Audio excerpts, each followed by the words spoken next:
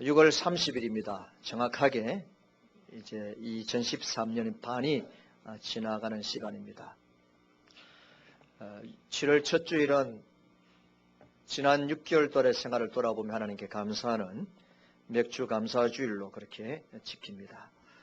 오늘은 하나님께서 우리에게 주신 은혜를 생각하며 5가지 은혜에 대해서 감사하는 그런 제목으로 말씀을 드리려고 하는데, 이스라엘 백성들은 1년에 몇 번 예루살렘에 반드시 올라가야 되는 줄 아십니까? 다시 한 번 더, 이스라엘 백성들은 1년에 꼭 몇 번은 예루살렘에 올라가야 됩니까? 사무세판이 아니고 3번 올라가야 됩니다. 뭐 하기 위해서요? 절기를 지키기 위해서입니다.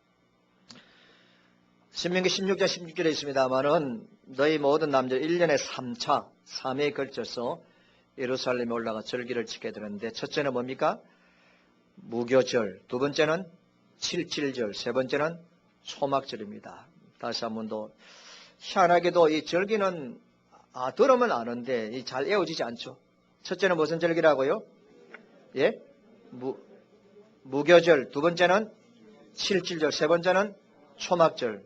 거기에 대해서는 설명을 안 드리겠습니다만은, 자, 여러분, 그래서 무교절과 칠칠절과 초막절, 이것은 유대인들이 지켜야 될 절대적인 3대 절기입니다.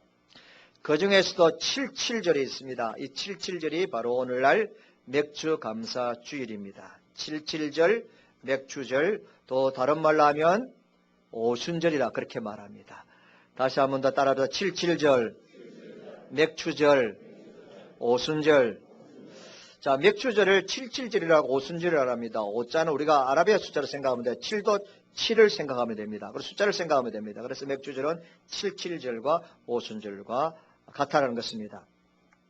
자, 우리가 잘 아는 대로 이 맥주 절기는 보리 추수가 끝날 무렵 7월달 정도 돼서 하나님께 감사를 드리고 절기를 지키죠. 그러나 이제 또 쌀 추수가 끝나는 11월 달에는 우리가 추수감사주일을 지킵니다.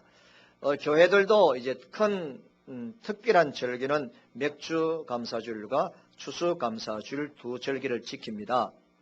그런데 이제 현대인들은 뭐 농사를 짓지 않기 때문에 또 도시의 사람들에게 있어서는 특별히 추수주일은 추수감사주일은 좀 이해가 되는데 우리가 맥주절을 지킬 이유가 있습니까? 라고 하면서 반문하시는 분들도 있습니다. 아마 여러분들 가운데서도 꼭 맥주절을 지켜야 되느냐라고 의문을 가지는 분이 있을 것입니다. 여러분, 그러나 추수감사주일은 하나님 베푸신 은혜에 관해서 감사하는 그런 의미가 굉장히 강하죠. 한 해까지를 돌아보면서. 그러나 우리가 교회사적으로 볼 때에는 사실은 이 맥주감사주일이 훨씬 더 큰 의미가 있습니다. 우리 감사주일이라면 추수감사주일만 생각하는데 맥주감사주일은 훨씬 더 교회사적으로 보면, 역사적으로 보면 감사의 의미가 더 있다는 것입니다. 무슨 말이냐면, 분명히 이 맥주절은 이스라엘 백성들 뿐만 아니라 하나님의 교회에도 의미가 있는 날입니다. 이 맥주절은 이스라엘 백성들이 출애굽한 이후에 50일이 되는 날, 모세가 시내산에서 하나님으로부터 율법을 받았던 것을 기념하는 날이 뭡니까? 맥주절입니다. 여러분, 맥주절이라는 것은 다시 말하여 출애굽하여 50일이 될 때에 모세가 하나님으로부터 율법을 받았던 날을 기념하는 것이 뭐라고요? 맥주절입니다. 그렇게 맥주라는 것은 우리가 보리만 생각하지 마시고 그런 의미도 있습니다만, 어쨌든 여러분, 율법을 받은 것을 기념하는 날이 맥주절입니다. 자, 그럼 보세요. 이 날이 왜 이스라엘 백성들에게 중요하냐면, 이스라엘 백성들은 노예에 있을 때에 이제 출애굽하게 되었습니다. 사실은 하나님으로부터 율법을 받기 전만 하더라도 이스라엘 백성들은 엄격한 의미에서 노예 집단입니다. 민족이라고 말하지만은 저들의 입장에서 볼 때는 노예 같은 하나의 집단에 불과했습니다. 그런데 하나님께서 모세를 통하여서 이스라엘 백성들에게 여러분 율례를 주셨고 법규를 주셨습니다. 법을 주셨습니다. 이 법을 받는 순간부터 이스라엘 백성들은 노예 집단이 아니라 하나의 나라로 국가로 탄생하는 거예요. 여러분, 국가가 되려면 법이 있어야 되지 않습니까? 백성이 있어야 되지 않습니까? 땅이 있어야 되지 않습니까? 지금까지는 노예 집단으로서 나름대로 법이 없었어요. 그런데 하나님께서 모세를 통하여서 이제 분명히 규례를 주셨습니다. 여러분 법규를 주셨습니다. 그것을 받는 순간부터 노예 집단이 아니라 하나의 국가로서 여러분 이제 탄생하게 되어지는 겁니다. 그래서 이스라엘로서는 국가 군국 기념일이나 마찬가지가 바로 이 맥추절이에요. 그렇기 때문에 이스라엘 백성들이 맥추절을 굉장히 의미 있게 지킵니다. 자, 그러면 오늘 신약시대 살아가는 저와 여러분들은 이스라엘 백성들이 아닌데요? 그렇게 말할 수 있습니다. 그러나 이 맥추절을 칠칠절이라 하기도 하고 또 무슨 절이라 하기도 합니까? 벌써 까먹었습니까? 예? 오순절이라 합니다. 오순절. 이러면 오순절이라는 개념에서 볼 때 이 맥추감사절은 굉장히 중요한 의미가 있는데 무슨 말이냐면 이런 교회가 교회되기 위해서는 세 가지 조건이 갖추어져야 합니다. 교회가 되게 하려고 하면 첫째는 하나님의 말씀이 있어야 됩니다. 두 번째 하나님의 백성이 있어야 됩니다. 그렇잖아요. 하나님의 말씀이 없는데 무슨 교회였어요? 하나님 믿는 거룩한 백성들이 무리가 없는데 그거 어떻게 교회이겠어요? 그리고 하나님의 말씀이 있어야 되고 그 다음에 하나님 믿는 거룩한 백성들이 있어야 됩니다. 거기에다가 교회가 교회 되려고 하면 성령이 있어야 됩니다. 성령이 있어야 됩니다.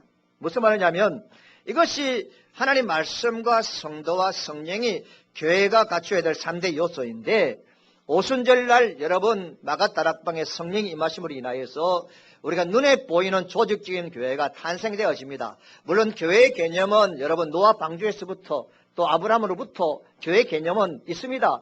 세상에서부터 죽음에서 건져낸다는 에클레시아라는 뜻에서는 이 교회 개념이 구약시대도 있습니다만은 우리가 말하는 눈에 보이는 신약적인 교회의 언임은 오순절날 성령 강림 역사를 통하여서 탄생하고 시작되는 겁니다. 자, 그러니까 오순절은 뭡니까? 교회의 생일이에요.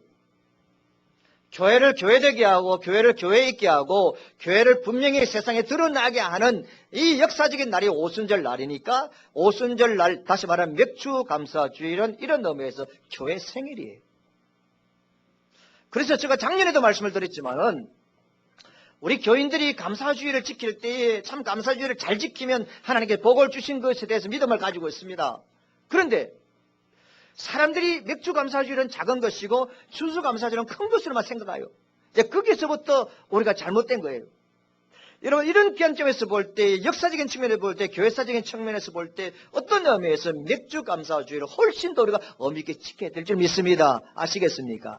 그렇다면 맥주감사주일 보리도 없는 농사를 짓는 우리들이 맥주감사주일 지킬 이유가 어디 있느냐라고 말할 때 여러분 더 이상 질문을 하지 못할 것입니다. 자, 그런데 어쨌든 하나님께서 맥추절을 지키라고 말씀했는데 신명기 16장에 보면 맥추절을 지킴에서 꼭 4가지를 행하라고 말씀하는 첫째는 지키라고 합니다. 맥추절을 반드시 지켜야 될 것 말이에요. 이 지키라고 할 때는 셀러브레이트를 해가지고 이 축제적인 측면에서 지키라는 것이고요. 두 번째는 공수로 하나님께 나오지 말라. 빈손으로 나오지 말고 여호와께서 복 주시는 대로 헌물을 드리라. 기부라는 것. 하나님께서 주시는 것에 대해서 감사하는 마음으로 드려야 되지 공수로 빈손으로 떠오르지 마라. 세 번째는 여호와 하나님께서 여러분 리조이스를 해서 즐거워하라는 것이고요. 네 번째는 중요한 것은 애굽 땅에서 종노릇 했던 것을 그리고 리멤버럴 싱크를 해서 기억하라는 것입니다. 그래서 여러분 이 오순절날 맥주감사주일은 반드시 지켜야 되고요. 주께 나올 때에 하나님이 주신 것에 대해서 감사하는 마음을 표현하는 것이 반드시 있어야 되고요. 나와서 우리가 정말로 기뻐하고 즐거워야 되고요. 그리고 생각하면서 하나님께서 우리에게 베풀어 주신 것을 생각하고 기억하라는 것입니다. 이것이 맥주절을 지켜야 될 4가지 행위인 겁니다. 자, 여러분 알다시피 우리 감사할 때 생각하지 않는 사람이 어떻게 감사할 수 있습니까? 그래서 우리가 상식적으로 아는 것처럼 여러분 감사는 생크입니다. 근데 이 생크는 어디에서부터 출발했습니까? 어원이 싱크에서부터. 잘 아시네요. 생각에서부터 감사가 나오는 거예요. 생각하지 않는데 그래서 성경에 보니까 여러분 신명기에서 보면 17번 이상이나 기억하라는 단어와 문장이 나옵니다. 이스라엘 백성들을 향하여서 기억하라 기억하라 기억하라 생각하라 생각하라 생각하라 계속 말씀이 나옵니다. 왜? 생각하지 아니하면 너는 불평할 것이고 생각하지 아니하면 감사하지 못하기 때문에 항상 생각하고 기억하라고 성경 말씀하고 있습니다. 자, 그러면 어떤 은혜를 주셨는지 기억하라. 어떤 은혜를 주셨는지 생각하라고 명령하실까요? 어떤 은혜를 주셨는지 생각해보라. 그럼 어떤 은혜를 받았는지를 제가 여러분들에게 잠깐 말씀을 드리려고 합니다. 오늘 우리가 읽었던 3절 말씀해 보니까 이스라엘 백성들에게 주신 은혜 중에 은혜가 있습니다. 첫 번째 나온 은혜가 있습니다. 무엇입니까? 3절에 첫절에 너를 뭡니까? 자, 여러분들은 은혜가 아니라고 생각하니까 안 읽는 거죠. 뭐라고요? 다시 한 번 더 뭐라고요? 크게 하세요. 너를 뭐 하시고? 안 낮아지려고 계속 애를 쓰시는 것 같는데 따라합시다. 너를 낮추시며 할렐루야. 이것이 이스라엘 백성들을 향한 하나님의 첫 번째 은혜라고 말씀합니다. 목사님, 뭘 낮추겨? 비참하게 만드는 것이 은혜냐고. 여러분 따질 수 있겠죠. 목사님, 낮아지고 비참해지고 남들로부터 욕을 먹고 남들로부터 왕따를 당하는 이것이 소외감을 당하는 것이 무슨 은혜입니까? 여러분들이 저에게 따질 수 있을 것입니다. 들어보세요. 왜 하나님께서 이스라엘 백성들로 하여금 강야 생활에서 낮추게 하셨습니까? 이스라엘 백성들이 분명히 하나님의 선민이지만은 하나님의 창세 전부터 구별되어진 당신의 백성이지만 광야 생활을 하면서 왜 낮추게 했습니까? 왜 고생하게 했습니까? 왜 눈물 흘리게 했습니까? 왜 다른 강대국들로부터 손가락질 받게 했습니까? 이유는 낮추게 했는데 왜 낮추게 했느냐? 여러분, 하나님이 가장 싫어하는 것이 있습니다. 이거는 여러분 우리의 마음속에 뼛속에 여러분 정말로 새겨야 되는 것이 있는데 하나님이 가장 싫어하는 것은 교만입니다. 여러분 놀라지 않겠죠? 하나님이 정말로 싫어하고 하나님께서 군대를 동원했으라도 멸망시키고 패망시키려고 하는 죄가 뭐냐면 교만이에요. 사탄의 교만으로 인하여서 여러분 천사의 교만으로 인하여서 타락했습니다. 인간의 교만으로 인하여서 죄가 인류에 들어왔습니다. 인간의 교만으로 인하여서 형이 아우를 죽였습니다. 인간의 교만으로 인하여서 여러분 바벨탑을 쌓았습니다. 하나님이 너무너무 철저하게 온 군대를 다 동원해서라도 멸절하고자 하는 것이 바로 교만입니다. 교만. 그런데 하나님께서 많은 민족들 가운데 이스라엘 민족을 하나님께 택했었어요. 이 민족을 통해 하나님의 놀라운 구원의 역사를 가지고 계시는데 하나님께서 필요하시는 것이 뭐냐면 이 민족이 겸손해야 되겠다. 이 백성들이 겸손해야 되겠다. 그럼 겸손해야 하나님 말씀을 잘 따를 것 아니에요. 겸손해야만이 그분의 이끄심을 따라 살 것 아니에요. 그래서 하나님께서 이스라엘 백성들에게 겸손하도록 하기 위하여서 광야 생활을 통하여 낮추게 했습니다. 낮추게 했습니다. 우리 하나님은 교만하게 고개를 뻣뻣 들고 고개를 뻣뻣하게 들고 살아가기를 원하지 않습니다. 운동할 때도 여러분 자세가 낮추어져야만 균형을 잡고 잘 운동할 수 있습니다. 고개를 뻣뻣하게 해서는 어떤 운동에서도 여러분 실력을 발휘할 수 없는 것 아닙니까? 영적인 세계에서도 마찬가지입니다.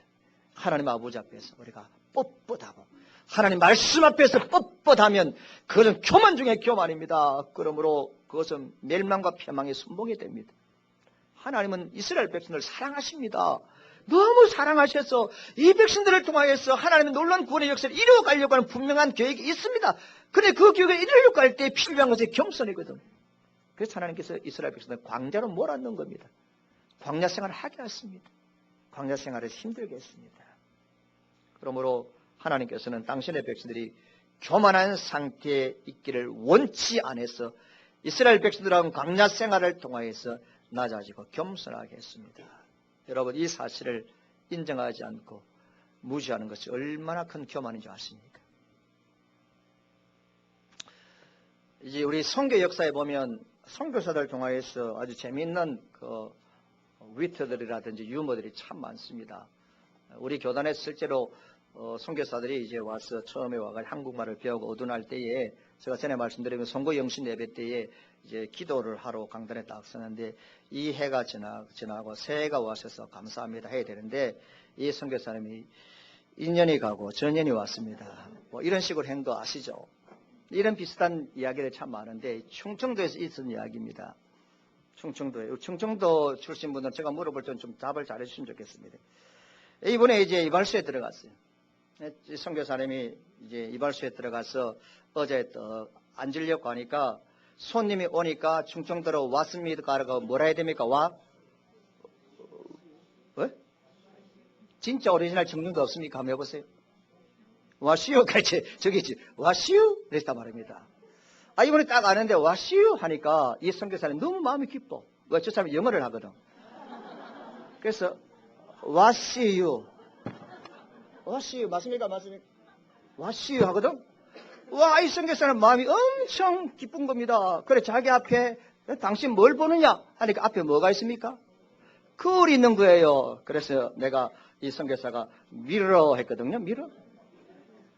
거울이라는 뜻이에요. 미러 하니까 아, 이 발사가 와, 이 사람 한국말 한다게 미러를 한 적은 대머리를 만들었던 거죠. 완전히 대머리. 아, 이거 옛날에 했는데 빵 안 터지면 오늘 왜 빵 터지지? 그리고 이제 아니 이 발사가 분명히 뭔가 했는데 한국말 하니까 자기는 밀었는데 밀고 나니까 빡빡머리 아닙니까? 광택이 나잖아요. 그러면 하나 말이 이를 어쩐대요 했다면 잘못 알아듣거나 모르는 것임에도 아는 척하다 낭패를 당하는 이런 일들이 많습니다. 그런데 여러분, 우리가 살아가면서 참 교만한 것 중에 하나가 나의 무지를 인정하지 않는 겁니다. 진짜입니다. 우리가 아무리 신학적으로 우리가 세상적으로 많은 지식을 가지다 할지라도 하나님 앞에서는 내가 무지하다라는 것을 인정해야 됩니다. 할렐루야. 내가 하나님 앞에서 너무너무 무지하다는 것을 인정하지 않는 것이 교만이에요. 우리가 잘나면 얼마나 잘났습니까? 얼마나 세상을 알면 얼마나 똑똑합니까? 하나님 아버지의 무지를 인정하지 않는 게 교만입니다. 하나님께서 당신의 백성들에게 자세를 낮추고 겸손하라고 말씀하셨습니다. 사랑하는 성도 여러분, 하나님께서 이스라엘 백성들에게 낮추게 하고 비참하게 하셨습니다. 낮아지게 했습니다. 이것이 은혜란 거죠. 왜 은혜입니까? 광야에서는 빵과 물을 구할 수가 없잖아요. 지금이야 영호동에서는 제과점에 가면 되고 숲에 가서 물을 구할 수 있습니다. 광야에서는 어디 가서 물을 사고 어디 가서 빵을 구하고 어디 가서 뭘 하겠습니까? 광야에서 이스라엘 백성들에게 있어서 여러분 오로지 열린 하늘만 있는 것이지 여러분 빵을 만들고 물을 만들 수 있는 그런 것도 없습니다. 여러분 아시잖아요. 아무리 과학이 발달하고 아무리 첨단 시스템을 갖추다 할지라도 지금 비가 1년 동안 우리나라에 오지 않으면 우리 어떻게 해야 되겠어요? 1년 동안 비 오지 않으면 여러분 못 삽니다. 여러분 뭐 씨를 뿌리면 뭐합니까? 채소를 갖추면 뭐합니까? 동물이 있으면 뭐합니까?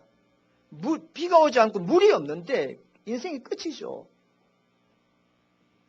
이스라엘 백성들이 광야에서 먹을 물도 없고 먹을 양식이 없던 상황입니다. 광야입니다. 왜 하나님께서 그 광야로 몰아넣으셨느냐 하면 내가 스스로 물을 만들 수 없고 내가 떡과 빵을 만들 수 없기 때문에 내가 할 수 있는 것, 이스라엘 백성들 할 수 있는 것은 위를 향하여 눈을 두고 하나님을 바라보는 것밖에 없는 줄 믿습니다. 열려있는 하늘을 바라보는 것밖에 없습니다. 비가 오지 않잖아요. 그럼 이스라엘 백성이 하나님께 비 달라고 기도할 것 아니에요. 하늘을 바라볼 것 아니에요. 하나님께서 이스라엘 백성들에게 먹을 것, 입을 것 없는 광야로 몰아내신 것은 하나님만 바라봐라. 주의 도움만 천지 만물을 지으신 여호와 하나님으로부터 도움이 온다는 사실을 철저하게 알게 하게 그럴 때만이 여러분 낮아지고 겸손할 수 있으니까 그럽니다. 이것이 이스라엘 백성의 은혜입니다. 여러분 이 시간 솔직하게 우리 오늘 이야기를 좀 나눕시다. 지난 6개월 동안 정말로 내 삶은 인생을 룰루랄라에 했다. 신나고 좋았다. 와, 내 앞에는 거치는 길이 있었고 고속도로였고 내 삶은 처음부터 끝까지 아침부터 저녁까지 기쁨과 감사함으로 또 모든 것이 충만한 삶을 살았다고 말할 수 있는 사람이 이 가운데 아무도 없을 겁니다. 오히려 우리들 가운데는 6개월 동안의 생활을 돌아볼 때에 참 자존심 상하고 참 마음 상하고 어떤 때는 비참해지고 어떤 때는 사람들에게 가서 비굴해지지 않으면 살아갈 수 없고 그런 상태에 놓여 있을 때가 있었을 것입니다. 참 어떤 때는 참 비참하기도 하고 여러 가지 상황이죠. 뭐 물질 문제나 여러 가지 남들은 다 잘 되는데 다른 집은 잘 되는데 다른 가게는 잘 되는데 다른 사람은 직장에서 잘 되는데 나는 그렇지 못했어. 다른 사람은 건강한데 그렇지 못했어. 참 마음이 무겁고 참 왜 하나님이 이렇게 늦게 올까? 어떤 때는 또 자신도 상하고, 내가 저 사람보다 못 배웠나? 내가 저 사람보다 못난 게 뭐 있나? 내가 저 사람보다 부족한 것이 뭐 있나? 생각하면서 자존심이 상하는 일들이 참 많이 있습니다. 저도 그런 자존심이 상한 일들이 많잖아요. 하나님께서 그런 자존심이 상한 일들을 우리에게 경험하게 하신 것은 나로 하여금 낮아지게 하기 위한 것입니다. 결코 겸손하지 않으면 은혜를 누릴 수 없습니다. 겸손은 명예를 갖다주고 겸손은 물질까지도 갖다줍니다. 할렐루야. 겸손은 하나님이 낮추게 할 때만 봐요. 하나님 낮추게 하잖아요. 참 낮추어가지고 전에는 10,000원짜리 식사를 해서 참 좋았는데 낮추게 하니까 1,000원짜리 식사도 감사해. 1,000원짜리 국수도 감사해. 자, 1,000원짜리 하나에서도 감사하는 마음을 가지고 있는 그 마음을 가진 사람, 그런 사람을 하나님 보시고 마음에 이제 준비가 되어 있는 거예요. 1,000원 하나로 인하여서 감사하면 2,000원 줄 때도 감사할 것이고 3,000원 줄 때도 감사할 겁니다. 근데 10,000원으로만 감사한 사람은 8,000원 주도 감사하랍니다. 5,000원 주도 감사하지 않습니다. 하나님이 우리의 삶을 이렇게 낮추게 만들고 참 힘들게 만들어서 우리를 교만에서도 내려오게 하시고 겸손하게 하시는 겁니다. 그래서 하나님을 바라보게 하는 겁니다. 그러면 목사님, 한 해 동안 하나님이 채워주시는 것도 많고 일도 잘 된 사람은 어쩝니까? 잘 들어보세요. 이 한 해 동안 비교적 남들과 비교해 볼 때에 잘 되어지고 감사할 일들이 많은 사람들은 잘 된 것 때문에 내가 교만했을 수도 있습니다. 잘 된 것에 인하여서 하나님께 더 감사하고 잘 풀리는 것 때문에 주 앞에 더 엎드리고 하나님이 하셨습니다. 하나님이 주셨습니다. 하나님이 이루었습니다라고 하나님께 더 감사하고 더 하나님께 내 마음과 정성과 나의 것들을 하나님께 드리는 삶을 살았다면 그 사람은 겸손한 사람입니다. 그러나 그렇게 하지 못한 사람은 교만한 사람입니다. 교만한 사람은 어떻게 되겠습니까 앞으로? 그러니까 하나님께서 부어주실 때도 겸손해야 되고요. 하나님 빼앗아 가실 때도 겸손해야 될 줄 믿습니다. 겸손은 모든 하나님이 주시는 복의 열매이기 때문에 그렇습니다. 자, 이스라엘 백성들을 낮추게 합니다. 하나님만 바라봅니다. 그런데 하늘에서 하나님께서 만나를 내려주시는 거죠. 두 번째 은혜가 뭐냐면 이스라엘 백성들에게 만나를 주신 겁니다. 겸손하고 주님만 바라보는 백성들, 자기를 낮추는 자신들에게 만나를 주셨습니다. 만나를 주셨습니다. 만나를 주셨습니다. 이스라엘 백성들이 참 만나를 광야 생활 가운데 계속 먹었습니다. 다른 것이 필요 없을 정도로 먹었습니다. 그래서 그들의 필요를 따라 그렇게 하나님께서 물론 처음에는 뭐 이렇게 불평하는 부분도 있었지만은 그래도 하나님께서 계속 만나를 주셔서 그래서 자기들의 생존권 문제, 기본적인 삶의 욕구 문제 하나를 다 해결해 주셨습니다. 이것이 만나의 은혜입니다. 그런데 오늘 말씀해 보니까 하나님께서 만나를 주신 이유가 무엇입니까? 만나를 주신 이유가 뭡니까? 너희들이 먹고 배부르는 뜻이 아니고 뭡니까? 만나를 통하여서 하나님 주시는 것은 사람은 땅에 나오는 양식으로만 먹고 살 것이 아니라 하나님 입에서 나오는 뭐로 살라고요? 말씀으로 살라는 뜻에서 만나를 주셨습니다. 그러니까 저와 여러분들이 한 해 동안 하나님이 주신 것들로 인하여서 감사하고 또 하나님 적게 주시면 그 적게 주신 것에 대해 자족하고 그런 삶을 살면서도 반드시 했어야 될 것이 있는데 하나님 말씀을 먹었어야 했습니다. 하나님 말씀을 사모했어야 했습니다. 하나님 말씀을 들으려고 했어야 했습니다. 이스라엘 백성에게 만나를 주신 것은 여러분 사업이 잘 되게 하고 매월마다 여러분 통장에 월급에 착착착 꼽히게 한 것은 그것을 가지고 안정한 생활을 살아가라는 뜻도 있지만은 내 통장에 여러분 월급이 꼽히고 하루의 수입을 노선에 질 때마다 그것을 물질로 볼 것이 아니라 그냥 단순히 눈에 보이는 복으로만 볼 것이 아니라 그렇구나. 나는 하나님께서 이렇게 많은 물질을 주셨으니 나는 더 말씀을 많이 먹어야 되겠다. 하나님 말씀을 더 많이 들어야 되겠다. 하나님 말씀을 더 많이 읽어야 되겠다. 그렇게 생각했어야 됩니다, 여러분. 그런데 손에 들어오면 들어올수록 통장에 꼽히는 것이 정기적으로 옴에도 불구하고 우리는 영적인 말씀이 하나님 말씀을 가까이 한 말씀을 사모하지 못하고 말씀을 듣지 못했습니다. 그래도 하나님께서 은혜 베푸시 이것이 은혜 아닙니까? 그런 한 가지 감사한 것은 작년에도 그 앞에도 여러분들이 열심히 성경을 읽기도 하고 말씀을 잘 들었습니다만은 금년 한 해 동안은 우리 성도들이 목사님의 말씀을 잘 듣고 또 잘 나누고 또 생활 속에서 목사님의 말씀을 자주 듣고 또 여러분들의 성경을 개인적으로 읽고 특별히 교회적으로 하나님의 말씀을 통독하고 이런 시간을 가지게 되어진 것이 저는 참 하나님의 은혜라고 생각합니다. 얼마나 감사한지. 여러분들 온 성도들이 말씀을 열심히 읽으려고 힘쓰고 애쓰는 모습을 볼 때 너무너무 감사할 일이에요. 그래서 여러분들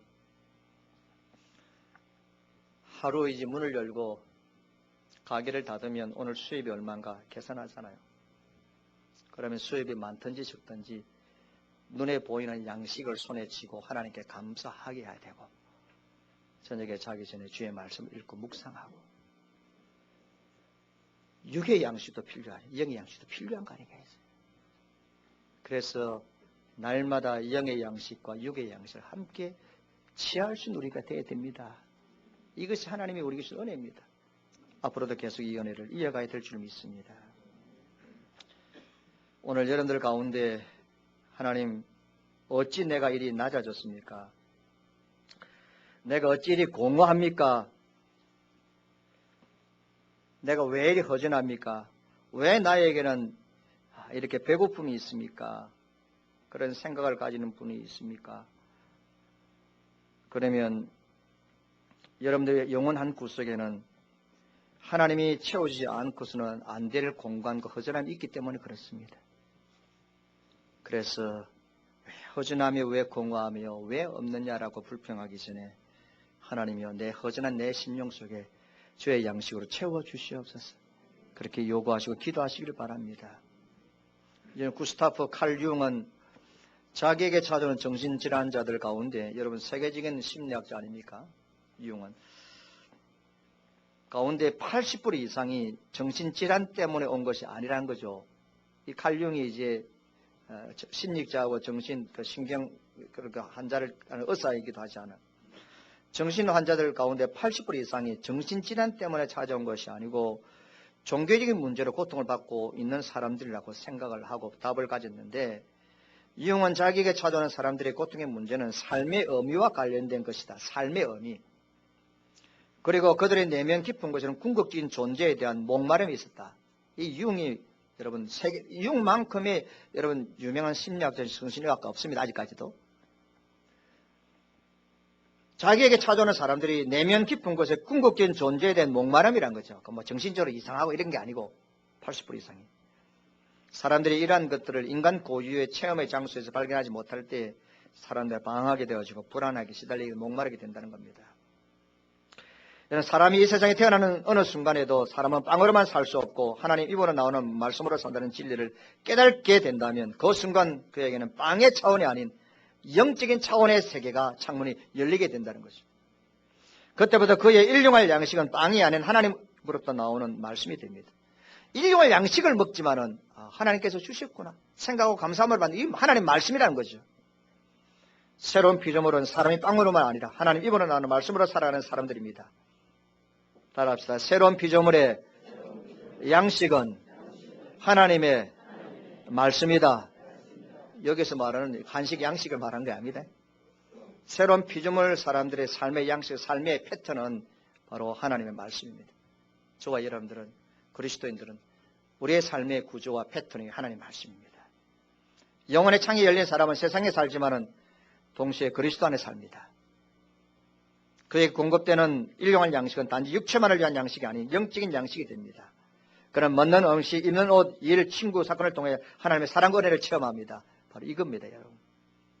그에게는 매우 사소한 일들도 인하여 감사할 수 있습니다. 자족이 있습니다. 그에게 자족은 영적인 차원에서 옵니다. 그래서 기독교의 영성은 눈에 보이는 것들을 통하여서 여러분 기독교의 영성은 눈에 보이는 것들을 통하여서 눈에 보이지 않는 이면 세계에는 하나님을 경험하는 것이 기독교입니다. 할렐루야. 눈에 보이는 것을 통하여서 보이지 않는 하나님의 간섭과 하나님을 체험하는 것이 기독교입니다. 이게 영성입니다.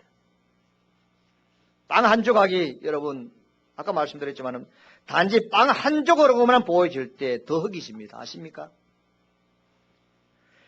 빵 한 조각이 월급이 단순하게 월급으로만 보이시면 받음에도 불구하고 또 흑이집니다. 먹었음에도 흑이집니다. 또 내일이 걱정됩니다. 그러나 그 한 조각을 통해서 그것을 공급한 하나님의 사랑과 자비를 느낄 때 비록 빵 한 조각이지만 거기는 감사가 있고 자족이 있습니다. 내일에 대한 염려에서부터 해방될 줄 믿습니다. 할렐루야. 이겁니다. 세 번째 이스라엘 백성들이 받은 은혜가 있습니다. 따라합시다. 옷이 헤어지지 않는 은혜다. 성경에서 어복이 헤어지지 않는 은혜입니다. 자, 이제 이 말씀에 대한 해석이 참 재미있습니다.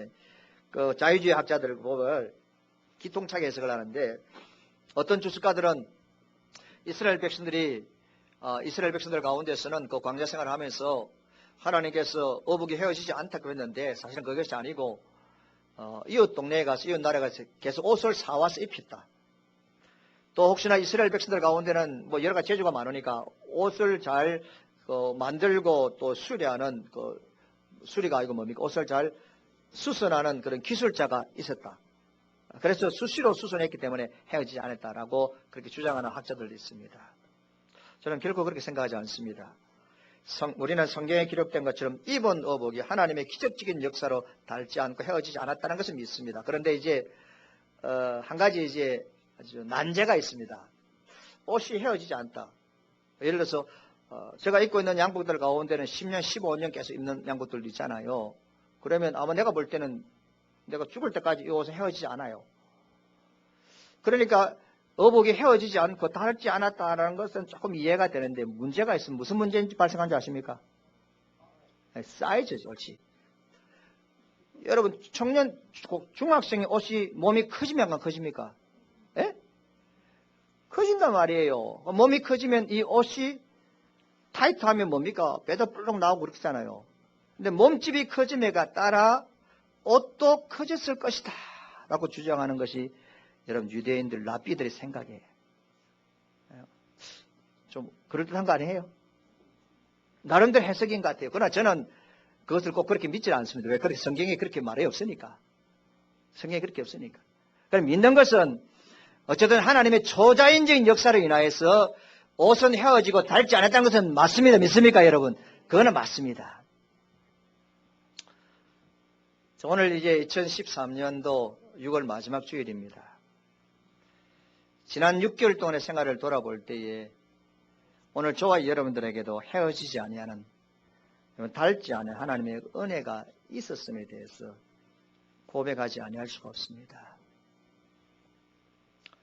우리 성도들 형편과 사정을 알죠. 그러나 한 가지 분명한 것은 새학기가 시작되면 이 새끼들 학자금, 공납금 때문에 고민하죠. 은행에 대출받기도 하고 어디서 빌리기도 하고 빚도 내기도 하고 우리 교인들 가운데 애들 대학 보낼 때에 아무 걱정 없이 착착착착 이렇게 공납금을 대줄 만한 아마 우리 교인들이 없죠. 아마 저 생각 맞죠? 그래서 이제 애들 공부시키고 도시에 가 있는 아이들 생활비 보내주고 우리 애들 학원 보내고 우리가 빠듯하게 생활해요. 빠듯하게. 그런데 한 가지 감사한 것은 그래도 없어서 대학 못 보낸 가정은 없습니다. 정말 아무것도 없어가지고 먹지 못하고 학원 못 보내고 애들 신발 못 사주고 핸드폰 못 사주고 하는 사람은 아무도 없습니다. 참 어렵지만은 아이들 공납금 때문에 고민하고 애들 살아가고 하는 부분에 있어서 돈이 필요할 때마다 참 고민이 되고 그것이 내 마음에 무거운 것이었습니다. 그러나 어느 누구도 그 없는 것 때문에 스스로 하나님을 믿고 신앙생활하는 것을 포기한 사람도 없고 내가 없는 것 때문에, 부족한 것 때문에 내 삶에 완전히 꼬아진 사람도 없습니다. 그래도 하나님께서 그때마다 시간마다 없어지지 아니하는, 그래도 헤어지지 아니하는, 사라지지 아니하는 필요한 것들을 그때마다 조금이라도 주셨기 때문에 이 시간까지 이런 줄 믿습니다, 여러분. 이것은 은혜 아니겠어요? 펑펑 썩어도 남을 수 있는 것만 은혜가 아니에요. 신기하게도 하나님께서 그때마다 채워주신 거 은혜입니다. 그런데 오늘 이 시간 사랑하는 성도 여러분, 이스라엘 백성들에게 헤어지지 않은 어복을 주신 것은 단순하게 그런 의미가 있는 거 아니에요. 오늘 이 시간 저와 여러분들에게 하나님 주시는 놀라운 진리가 있습니다. 우리가 물질적인 어복의 복을 공급받는 것도 감사할 일이지만 더 감사할 것이 하나 있습니다. 헤어지지 아니하고 닳지 않을 필요를 채워주시고 또 감사하지만 결정적으로 이 시간 우리가 하나님께 정말로 감사한 것은, 더욱 감사한 것은 하나님께서 오늘 이 예배 참여한 우리 성도들에게 영적인 옷을 입혀주셨습니다. 의의 옷을 입혀주셨습니다. 그리스도 옷을 입혀주셨습니다. 그 옷을 예배 시간 때마다 입혀주셨기 때문에 우리 이 시간 이전에 나와서 예배 드립니다. 우리가 그 옷을 입고 있기에 우리가 천국 갈 것입니다. 그 옷을 입고 있기에 천국 가서 우리는 주님의 새로운 세마포 흰옷을 입게 되어질 것입니다. 이것이 우리에게 주신 복입니다. 우리에게 주신 축복입니다. 그리스도의 옷은 의의 옷이요, 천국 들어갈 때 입고 들어갈 수 있는 예복입니다. 천국은 그리스도의 의의 옷을 입은 자만이 들어갈 수 있습니다. 여러분, 다른 종교를 가졌다고 주장해서 입을 옷이, 다른 종교에서는 입을 옷이 있는 걸 주장하는 종교가 없습니다. 내가 스스로 선하다고 입을 수 있는 옷도 아니에요. 오직 예수 그리스도를 믿는 사람만 입을 수 있는 옷입니다. 이 의의 옷을 우리에게 입혀주셨습니다. 할렐루야.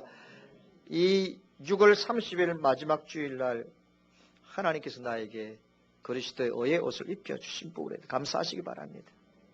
우리가 입고 있는 옷은 그리스도입니다. 이건 달아지지 않습니다. 헤어지지 않습니다. 여러분, 한 번 입는 것으로 끝입니다. 우리 영원히 이 옷을 입고 주님과 더불어 살 것입니다. 사람들은 자기가 무슨 옷을 입고 있는지 잘 알아야 행동도 바로 할 수 있습니다. 이런 법관의 가운을 입으면 법관답게 해야 되죠. 의사가 의사 가운을 입으면 의사답게 행동해야 되죠. 아무렇게 행동하면 안 되죠. 남자들이 가장 아무렇게 행동할 때가 있습니다. 언제인지 아십니까? 예비군복만 입으면 헷갈하게. 예비군복 모자를 정확하게 사는 사람이 있으니까 왜 이렇게 사면 왠지 모르는지 여자분들은 모자 빼딱하게 쓰죠. 여자 지나가면 휘파람 휙 불고 예비군복 입으면 인간이 아니까. 그리고요, 옛날에는 예비군복 입으면 아무 때나 소변 누기도 하고 이 예비군복 때문에 그래요. 이처럼 사람은 자신이 무슨 옷을 입으니까 해서 행동을 다르게 하는데 우리는 의의 옷을 입었습니다. 할렐루야. 의의 옷을 입은 자답게 사시고 그의 의의 옷은 한 번 입은 것이 헤어지지 않습니다. 사라지지 않습니다. 영원히 주님의 나라에까지 가게 될 줄 믿습니다. 마지막에 보니까 발이 부르트지 않는 은혜입니다. 그렇죠? 이스라엘 백성들이 광야를 걸어가지만은 어쨌든 발이 부르트지 않는 은혜를 주셨습니다. 여러분, 군대 장거리 행군하죠. 뭐 100km 행군, 1박 2일로 행군하고 하는 경우들이 많습니다. 행군하면 발이 다 부르트입니다. 발이 부르트지 않도록 여러분, 남자분들은 양말에다가 뭘 바릅니까? 비누를 바릅니다. 좀 미끈미끈해라고. 그 신바닥 안에 오만 것 다 부르트지 않도록 엮는 경우들이 참 많습니다. 오늘은 되게 여러분들, 여자분들을 섭섭하게 만드는데 재미없는 군대 이야기를 하는데 발바닥에 우리는 신경을 씁니다. 그런데 하나님은 이스라엘 백성들이 광야에 걸어갈 때 그 발바닥까지 신경 썼습니다. 그래서 그 발바닥이 부르트지 않도록 우리 하나님은 사람들이 보지 않는 발바닥까지도 다 살피십니다. 우리의 건강도 우리가 얼마나 분주하게 바쁘게 살아가고 있습니까? 새벽에 나오나 저녁에 뭘 하다 보니까 너무 바빠. 너무 감당할 수 없을 만큼 바쁜데 그래도 하나님께서 그 일을 감당할 수 있는 건강과 힘을 주신 것은 발바닥까지 지키신 하나님 은혜인 줄 믿습니다. 하나님 은혜입니다. 마지막으로 이스라엘 백성들에게 주신 은혜가 징계의 은혜입니다. 오늘 말씀 5절에도 있습니다. 말 안 듣는 에게 이렇게 때리고 저렇게 때립니다. 이것은 하나님께서 사랑한다는 증거고, 이것은 하나님께서 너가 나의 자녀라는 증거인 것에 대해서 말씀을 하고 있습니다. 하나님께서 이스라엘 백성들 이렇게 저렇게 넘어뜨리게 하고 힘들게 하고 빼앗기도 하고 남들보다 침입을 당하게 하고 싸우게 하고 이런 모든 것들은 다 뭡니까? 하나님께서 사랑해서 그런 겁니다. 이 한 해 동안도 우리가 매맞고 빼앗기고 그런 일들이 있었다 할지라도, 하나님이 나에게 채찍을 댄 일이 있었다 할지라도 그것은 나를 향한 하나님의 은혜인 줄 믿으시기 바랍니다. 나를 사랑해서 그런 줄 믿으시기 바랍니다. 혹시 하나님께서 왜 나를 이렇게 징계하시는가 라고 고민하신 분이 계시면, 낮추시는 것도 은혜요, 징계하시는 것도 은혜요, 굶게 하시는 것도 은혜요, 먹이시고 상 주시는 것도 모든 은혜라는 사실을 깨달으시기를 바랍니다. 왜 이렇게 은혜까지 5가지 은혜를 주신 목적이 뭡니까? 6절 말씀에 그를 경외하게도 하기 위해서. 이 은혜 받아가지고 하나님을 사랑하고 하나님을 두려워하는 마음을 가지고 살라는 겁니다. 여러분, 하나님을 사랑하고 하나님을 두려워하는 마음을 가지고 살라는 것입니다. 이것은 바로 브레이크와 같은 겁니다. 하나님을 경외하는 것이 인생을 살아가는데 브레이크와 같은 것입니다. 또 하나님께서 은혜를 주신 목적은 가나안 땅에 들어가서 그 땅에 합당한 백성으로 살도록 하기 위함이라. 7절과 10절 말씀에 쭉 나와 있습니다. 하나님 백성답게 살라는 것입니다. 말씀을 맺으려고 합니다. 하나님께서는 저와 여러분들 사랑하시는데 따라합시다. 나는 이 땅의 백성이 아니고 천국의 백성이다. 천국의 백성이기 때문에 하나님은 천국의 백성다운 모습으로 우리를 훈련시키기 위해서 우리를 광야 속으로 몰아넣은 겁니다. 우리를 훈련시키십니다. 어떤 데는 징계하십니다. 어떤 데는 낮추게 하십니다. 어떤 데는 이렇게 헤어지지 않을 정도로 하나님 주십니다. 빼앗기지 않을 정도로 죽지 않을 만큼 주십니다. 이런 것들은 다 하나님의 백성답게 천국에 살아가도록 하는 하나님의 훈련 과정이니까 하나님 우리를 낮추시게 하실 때 정말 겸손하시기 바랍니다. 성도 여러분, 우리 교회도 교만하면 안 됩니다. 오늘날 교회가 부흥하고 성장하니까 얼마나 교만합니까? 여러분, 정말로 교회 자체가 교만해요. 정말로 교회 자체가 교만하고 그 교만한 자체에 있는 성도들도 목회자들도 다 교만한 것 같아요. 다는 아니지만은 하나님은 지금 너무 마음 아파하십니다. 오늘 우리 동부교회는 우리 성도들, 우리 교회도 하나님 앞에서 낮아지고 겸손한 교회가 되시기를 축원합니다. 우리에게 주신 은혜가 있고 우리가 놀라운 일들을 행해갈 때마다, 우리가 교회를 세워갈 때마다 그렇지 못한 교회를 돌아보고 그렇지 못한 목사들을 돌아보고 그들을 도와주고 세워주는 겸손한 사역을 계속해 갈 때 하나님께서는 우리에게 영광을 계속 부어줄 줄 믿습니다.